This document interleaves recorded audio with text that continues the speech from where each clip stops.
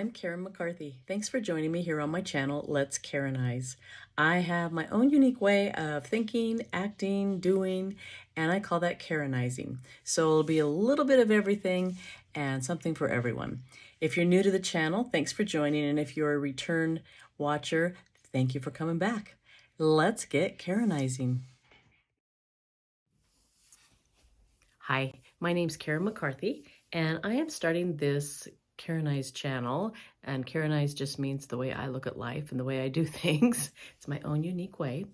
I'm starting this to hopefully help some people not go through some of the things that I went through the last few years. It led to me being extremely sick, and part of this is going to be the journey back to health and the things that I have found that help me get back to health and would have helped me not be so sick. So anyway, that's going to be what the channel is about. On Mondays, I'm going to talk about physical health. On Wednesdays, I'll talk about spiritual health. And on Fridays, I'll talk about like emotional well-being, emotional health. So that's kind of a summary of the channel itself. I'll give you a little bit of history on how I got to that place where I needed to stop and take a look at how I was dealing with life. I was a special ed teacher, and I had, for the last, I think, 5 years, something like that, have been traveling to rural schools all over our area of Montana. Now, if you're in another state, you may not even have this kind of school anymore, but we had those little one-room schoolhouses still that they see in the Old West movies and things like that. We might have just one teacher for grades K through 8. We might have two who split up the grades, but they were teaching multiple grades at all times. And I was a traveling resource room or special ed teacher providing the special ed services to those students. Sometimes my days would be 12 hours because of the travel time, and because they had no one to take their class, we couldn't do the special ed meetings during the school day. They had to be done before school or after school, and sometimes we weren't done until 8 o'clock at night, and then I had the drive home. Now, that was not fun in Montana winter sometimes, let me tell you, kind of scary. But anyway, I'll talk Wednesday about what led us to start a nonprofit youth center for teens here in this town. But that first year, I was doing both. And I'll tell you what, I knew nothing about nonprofits before this except how to donate, and I was good at that.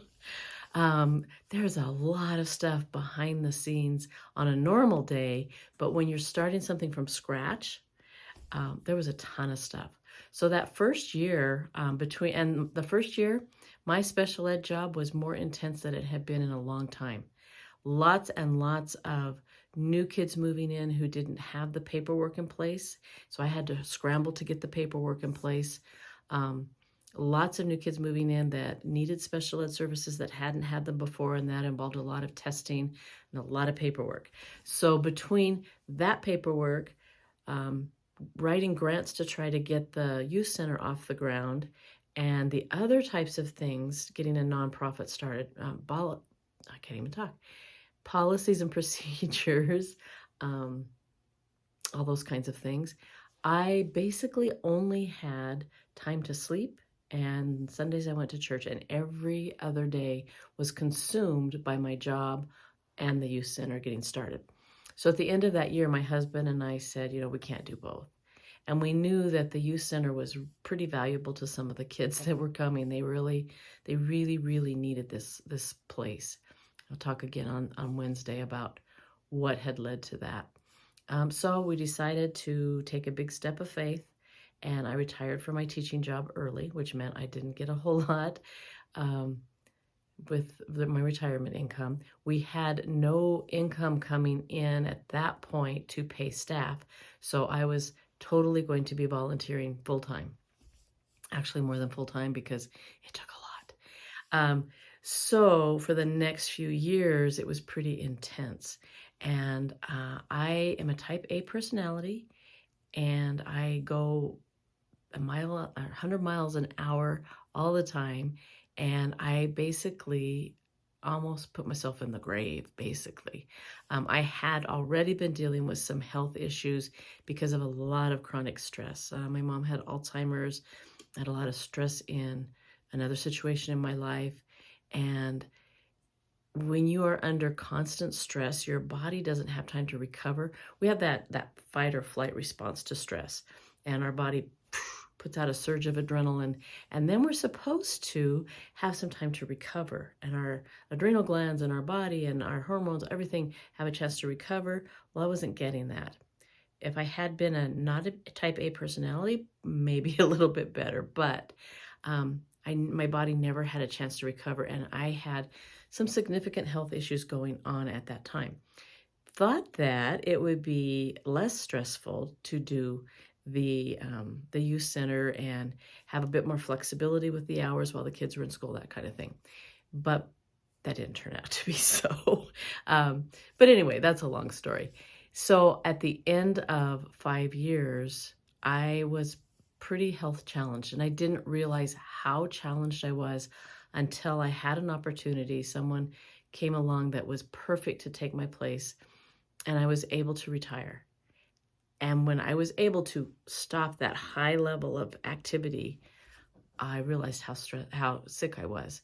And I actually had some testing done, and the doctor, you don't want your doctor to say, this is the worst I've seen. It was some alternative testing with all kinds of systems in your body and that. And my testing was pretty bad. I mean, she said, I don't even know how you were functioning. And truth be told, I really wasn't functioning that well. I was getting what I needed to done, but the effort that it took to do that was more than my body could handle, really. So I want to give you guys some tips on how not to do that to yourself.